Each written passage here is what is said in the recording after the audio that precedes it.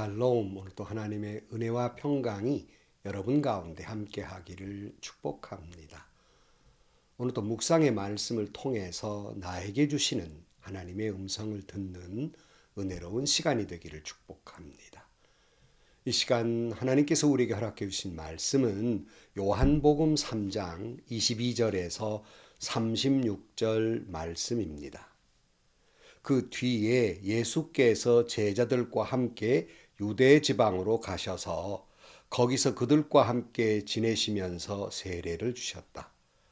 살렘 근처에 있는 에논에는 물이 많아서 요한도 거기서 세례를 주었다. 사람들이 나와서 세례를 받았다. 그때는 요한이 아직 옥에 갇히기 전이었다. 요한의 제자들과 어떤 유대 사람들 사이에 정결 예법을 두고 논쟁이 벌어졌다. 요한의 제자들이 요한에게 와서 말하였다. 라비님, 보십시오.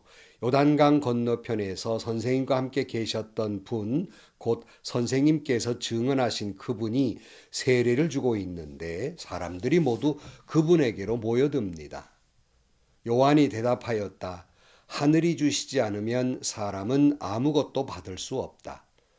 너희야말로 내가 말한 바 나는 그리스도가 아니고 그분보다 앞서서 보내심을 받은 사람이다. 한 말을 증언할 사람들이다. 신부를 차지하는 사람은 신랑이다. 신랑의 친구는 신랑이 오는 소리를 들으려고 서 있다가 신랑의 음성을 들으면 크게 기뻐한다. 나는 이런 기쁨으로 가득 차 있다. 그는 흥하여야 하고 나는 쇠하여야 한다. 위에서 오시는 이 모든 것 위에 계신다. 땅에서 난 사람은 땅에 속하여서 땅의 것을 말한다. 하늘에서 오시는 이는 모든 것 위에 계시고 자기가 본 것과 들은 것을 증언하신다. 그러나 아무도 그의 증언을 받아들이지 않는다. 그의 증언을 받아들인 사람은 하나님의 참되심을 인정한 것이다. 하나님께서 보내신 이는 하나님의 말씀을 전한다. 그것은 하나님께서 그에게 성령을 아낌없이 주시기 때문이다. 아버지는 아들을 사랑하셔서 모든 것을 아들의 손에 맡기셨다. 아들을 믿는 사람에게는 영생이 있다. 아들에게 순종하지 않는 사람은 생명을 얻지 못하고 도리어 하나님의 진노를 산다. 아멘. 예수님께서 유대 땅으로 다시 가셔서 세례를 베풀었다고 오늘 본문에서 말씀하고 있습니다. 22절 말씀에 그 뒤에 예수께서 제자들과 함께 유대 지방으로 가셔서 거기서 그들과 함께 지내면서 세례를 주셨다 그랬어요. 근데 이 말씀을 정말 예수님이 직접 세례를 주었는가? 우리가 조금 전에 앞에 보았던 말씀 예수님의 제자들이 세례를 주었는가에 여러 가지 분분한데 어떤 학자들은 그건 예수님이 직접 세례를 주신 것이 아니라 제자들이 베푸셨다 이렇게 이야기하고 있기도 합니다. 예수님은 세례를 부탁하기도 하셨죠. 마태복음 28장 19절 말씀에 그러므로 너희는 가서 모든 민족을 제자로 삼아서 아버지와 아들과 성령의 이름으로 세례를 주고 그랬어요.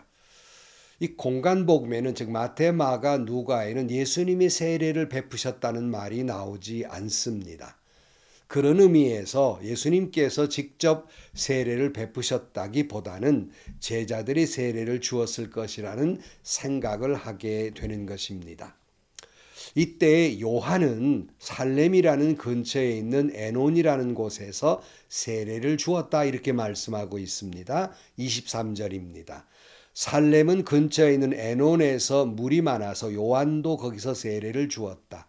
사람들이 나와서 세례를 받았다. 그때는 요한이 아직 옥에 갇히기 전이었다.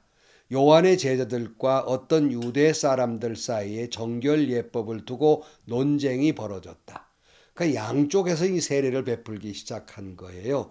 예수님의 일행에서도 세례를 베풀고 요한의 일에 세례 요한의 일행에 세례를 베풀게 되는 거예요. 그래서 예수님의 제자들과 그리고 유대 사람들 가운데 논쟁이 벌어지는 겁니다. 어떤 세례가 옳은 거냐는 거예요. 이 요한의 세례냐 아니면 예수님의 세례냐, 어떤 세례가 더 영향력이 있는가, 더 좋은가, 이 다툼이 난 겁니다. 그래서 이 말을 다투다가 답답해진 요한의 제자들이 세례 요한에게 와서 이렇게 묻습니다. 26절에 보면 요한의 제자들이 요한에게 와서 말하였다. 랍비님 보십시오. 요단강 건너편에서 선생님과 함께 계시던 분, 곧 선생님께서 증언하신 그분이 세례를 주고 있는데 사람들이 모두 그분에게로 모여듭니다. 그래서요. 제자들이 요한에게 말하는 거예요. 선생님이 증언하신 그분이 저쪽에 세례를 주니까 사람들이 다 그리 몰려가 버렸습니다. 그분의 영향력이 선생님보다 더 커졌습니다. 이렇게 이야기를, 마음 별로 안 좋아서 하는 말이죠. 주도권 다 그리 뺏겼다는 거예요. 사실은 이 주도권의 문제, 이것은 예수님과 이 제자들과의 주도권과 또 요한의 제자들과의 주도권, 이것이 어느 쪽이냐 하는 겁니다. 사실은 이때뿐만 아니라 예수님 제자들 사이에서도 누가 더 큰 자냐 하고 주도권 분쟁, 헤게모니 싸움을 하고 있었습니다. 어디 그뿐입니까? 초대교회에도 그런 문제가 있었고 오늘 상당한 한국교회 속에서도 이 주도권 싸움을 하고 있어요. 미안하지만 교회들 중에는 목사가 주도권을 쥐느냐 장로가 주도권을 쥐느냐, 이 문제로 아주 심각한 다툼들이 한두 곳이 아닙니다. 심지어 목사가 주도권을 갖지 못하도록, 맘대로 못하도록 정관을 아주 꼼꼼하게 만들어서 꽁꽁 묶어놓아 버리기도 합니다. 그래서 목사님들이, 그런 교회 담임 목사님들은 복지부동이에요. 하라는 대로만 하는 그래 교회가 침체될 수밖에 없는 겁니다. 그뿐입니까? 장로님들 사이에서도 아무개 장로님 계열이 주도권을 가지고 있느냐, 또 다른 장로님이 주도권을 가지고 이루고 싸우고 있습니다. 이 문제는 힘자랑도 있고 질투심도 있는 거예요. 왜 목사만 대접을 받느냐, 왜 그렇게 장로님만 대접을 받느냐, 뭐 이런 유치한 질투심 때문에 주도권 전쟁을 하고 있는 거예요. 창피한 줄 알아야 합니다. 대한민국 헌법의 모든 권력은 국민으로부터 나온다는 말처럼 모든 교회 권력은 하나님으로부터 나오는 겁니다. 어디서 힘자랑을 하며 어디서 주도권 헤게모니 싸움을 하고 있다는 말입니까? 그러면서도 창피한 줄을 몰라요. 창피한 줄을 모른다는 건 무슨 말인 줄 압니까? 무식하다는 말이에요. 그래서 요한이 이렇게 대답을 합니다. 27절입니다. 요한이 대답하였다. 하늘이 주시지 않으면 사람은 아무것도 받을 수 없다. 너희야말로 내가 말한 바 나는 그리스도가 아니고 그분보다 앞서서 보내심을 받은 사람이다 한 말을 증언할 사람이다. 너희들 무슨 말이냐? 이거 하나님이 허락하시지 않으면 되는 일, 다 하나님이 하시는 일이고, 그리고 너희들은 내가 그리스도가 아니라는 말을 몇 번이나 말했냐? 내가 그리스도가 아니고 그보다 앞서서 보냄을 받은 사람뿐이며 너희들은 그걸 말해야 될 사람들이 어디서 누가 앞섰냐는 말을 지금 따지고 있느냐, 그런 말이에요. 사랑하는 성도 여러분, 좀 전에 말한 것처럼 모든 것은 하나님으로부터 온 것입니다. 은혜예요. 받은 것뿐이에요. 그러므로 우리는 세례 요한처럼 나는 그리스도가 아니라고, 예수만 영광을 받아야 한다고 인정해야 하는 거예요. 목사와 장로는 서로 주도권 싸움의 상대가 아니에요. 무슨 우리나라 정치판처럼 상권 분립이 견제의 대상도 아니란 말이에요. 그런데 교회가 하나님의 뜻을 구현하려고 하는 것이 아니라 하나님의 뜻보다 민주주의를 더 신봉합니다. 하나님의 뜻으로 서로 사랑하고 협력하여 아름다운 교회를 이루려는 것이 아니라 민주주의 방식을 택해서 서로 힘겨루기를 해서 견제하고 서로 주도권을 넘겨주지 아니하려고 힘쓰고 애쓰고 있습니다. 다시 말씀드립니다. 모든 것의 주인은 오직 하나님뿐입니다. 이것을 요한처럼 목사님들, 장로님들이 인정하셔야 됩니다. 말로는 인정하시지요. 그러나 행동은 그렇지 못하단 말이에요. 나는 하나님이 아닙니다. 나는 그리스도가 아닙니다. 나는 주인이 아닙니다. 단지 하나님이 보내심을 받은 사람일 뿐이고 종입니다. 여러분, 종이 주인 행세했다가는 몰매 맞습니다. 오늘 한국교회가 그런 모습은 아닙니까? 29절입니다. 신부를 차지하는 사람은 신랑이다. 신랑의 친구는 신랑이 오는 소리를 들으려고 서 있다가 신랑의 음성을 들으면 크게 기뻐한다. 나는 이런 기쁨으로 가득 차 있다. 좀 이 말씀이 아리송하지요? 이 말씀을 이해하시려면 당시 유대인의 혼례법을 이해하셔야 됩니다. 정혼한 신랑과 신부가 일정한 기간이 지나서 신랑이 신부를 이제 자기 집으로 데리고 와요. 마련한 집으로. 그래서 잔치가 벌어지기를 시작하는데 신랑과 신부가 신방으로 들어갑니다. 그 앞에는 한 친구가 서 있습니다. 뭐 이상한 소리를 들으려고 서 있는 것이 아니라 신랑과 신부가 아름다운 사랑을 나눈 뒤에 이제 신랑이 나와서 자기 신부의 순결을 증언합니다. 내 신부는 순결했다 이렇게 외칩니다. 이때 이 소리를 들은 친구가 이 신랑과 신부의 결혼이 이제 온전히 이루어졌다는 것을 기쁨의 소식을 사람들에게 전하는 거예요. 그러므로 신랑은 신부를 차지했고 이 소식을 들은 친구는 기뻐하는 거예요. 이처럼 이제 여기 신랑은 그리스도고 신부는 교회 공동체예요. 우리는 그 친구와 같은 존재라는 말씀입니다. 그래서 정말로 신랑과 신부의 아름다운 결혼을 위해서 선포하는 자가 되어야 한다. 전해주는 친구, 종이 되는 겁니다. 그래서 세례 요한은 30절에 그는 흥해야 하고 나는 쇠하여야 한다는 유명한 말씀을 하고 있습니다. 예수님은 흥하는 것이 마땅한 일이고 나는 쇠해야 하겠다라는 것이 아니라 나는 쇠해야 마땅하다 그런 말이에요. 그런 거로 오늘 교회의 목사님, 장로님 여러분, 교계의 지도자 여러분, 이 세례 요한의 고백이 진정으로 여러분 영혼 깊은 곳에 진실로 고백해야 됩니다. 예수만이 흥해야 되고 나는 쇠하는 것이 마땅한 것입니다. 늘 말씀드립니다. 목사가 살려고 하면 성도가 죽습니다. 장로가 살려고 하면 성도가 고통을 당합니다. 목사, 장로는 쇠해야 해요. 영광받을 존재가 아니에요. 오직 예수님만이 흥해야 하는 그리고 그 소식을 전하는 종일 따름이라는 말씀입니다. 다시 말씀드립니다. 목사님 여러분, 내가 피 흘리고 죽어야 성도가 피 흘리지 않습니다. 성도가 죽지 않아요. 장로님 여러분, 내가 쇠해야 성도들이 아름다운 믿음으로 자라요. 내가 쇠하지 않으면 성도들에게 상처를 입히는 장로가 된다는 말씀입니다. 살려고 하지 마세요. 십자가에 죽으려고 하세요. 내가 쇠하려고 하세요.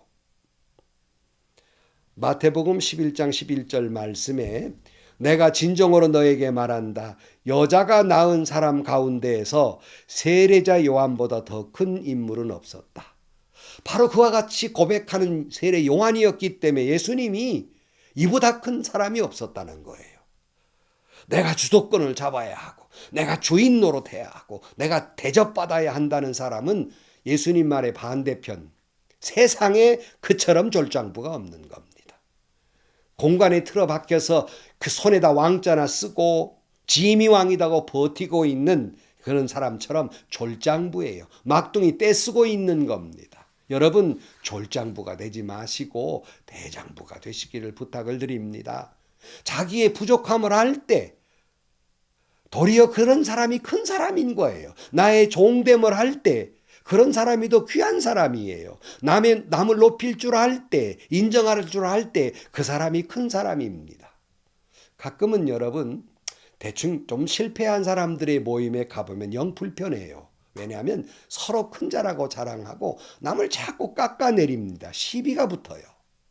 그러나 좀 성공한 사람들의 모임은 서로 성공한 걸 칭찬합니다. 인정해 줍니다. 존중해 줍니다. 높여 줍니다. 여러분, 성공해서 그렇죠? 아닙니다. 성공해서 그런 게 아니라 그런 사람이기 때문에 성공한 것입니다. 31절입니다. 위에서 오시는 이는 모든 것 위에 계신다.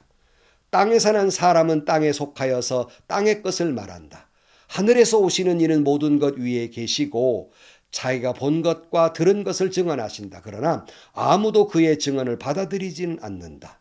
그의 증언을 받아들인 사람은 하나님의 참되심을 인정하는 것이다. 그랬어요. 주님은 하늘의 것을 말하고 있어요. 그러나 우리는 땅의 것을 집착하기 때문에 그 말씀을 받아들이지를 못해요. 이것은 하나님을 인정하지 못하는 거예요. 이것을 받아들인 사람만이 하나님을 인정하는 사람입니다. 하나님의 은총을 받아들임으로 말미암아 비록 우리가 이 땅을 살지만 참되신 하나님을 받아들임으로 말미암아 우리는 하늘을 사는 사람이에요. 영생을 사는 사람이라는 말씀입니다. 34절입니다. 하나님께서 보내시는 이는 말씀을 전한다. 그것은 하나님께서 그에게 성령을 아낌없이 주시기 때문이다. 주님이 이렇게 말씀을 전하는 건 성령의 역사가 있기 때문이라는 말씀입니다. 35절입니다. 아버지는 아들을 사랑하셔서 모든 것을 아들의 손에 맡기셨다. 아들을 믿는 사람에게는 영생이 있다. 아들에게 순종하지 않는 사람은 생명을 얻지 못하고 도리어 하나님의 진노를 산다. 여러분, 하나님은 예수님에게 땅의 권세를 주어서 다스리는 권세를 주었어요. 그러므로 예수를 믿는 사람은 곧 하나님의 생명이 있는 겁니다. 영생을 누리게 되는 거예요. 마음에 천국을 소유하며 사는 사람이라는 말씀입니다. 만약에 예수님의 말씀을 인정하지 않는 사람은 이미 심판을 받았어요. 그 마음은 언제나 어두움이고 그 영혼은 죽은 것이기 때문에 이미 심판받는 삶을 살고 있는 겁니다. 그런 거로 사랑하는 성도 여러분, 오늘 또 우리 모두가 주님이 주시는 말씀을 듣고 신실하신 참되신 하나님을 받아들임으로 말미암아 여러분 안에 영생이 있고 비록 우리가 살아가는 세상이 힘들고 어렵지만 여러분의 영혼은 천국 같은 삶, 영생을 누리며 사는 여러분들이 되시기를 축복합니다. 그리고 아직도 어두움 속에 있는 지옥 같은 인생을 살아가는 그들에게 이 천국의 은총을 전해주는 여러분들이 되시기를 주님의 이름으로 간절히 축원합니다. 기도하시겠습니다. 하나님 아버지, 저희들도 주님이 전해주시는 그 말씀 안에서 주님의 영생을 누리며 살게 하여 주옵소서. 행여나 이 땅에 그저 부족한 것 가지고 주도권 경쟁이나 서로 높이려는 어리석은 저희들 되지 않게 하시고 오직 주님만이 영광 받으시고 나는 십자가에 죽어야 할 존재임을 다시 한번 깨닫게 하여 주옵소서. 예수님의 이름으로 기도하옵나이다. 아멘. 우리는 세례 요한의 말, 유명한 말을 다 모르는 아마 목사님, 장로님, 성도는 없을 거예요. 주님은 흥해야 하고 나는 쇠해야 한다. 이것은 똑같이 우리에게 대입되는 말씀입니다. 그래서 목사님, 장로님, 교회 리더 여러분, 내가 죽어야, 내가 피 흘려야 성도가 죽지 않습니다. 성도가 피 흘리지 않아요. 내가 죽으려 하지 않기 때문에, 목사가 안 죽으려 하기, 자기만 살려고 하기 때문에 교회와 성도가 죽어가는 거예요. 장로가 피 흘려 희생하려고 하지 않기 때문에, 주도권 경쟁만 하고 있기 때문에 성도가 상처를 입어요. 제발 우리 모두는 쇠해야 할 존재일 뿐입니다. 영생의 말씀이 계심에 그 말씀이 내 안에 받아들여서 영생을 누리며 살아가는 천국 같은 그런 삶을 살아가는 여러분들이 되시기를 축복합니다. 행복하시고요. 좋은 일이 가득한 하루가 되시기를 주님의 이름으로 간절히 축원합니다.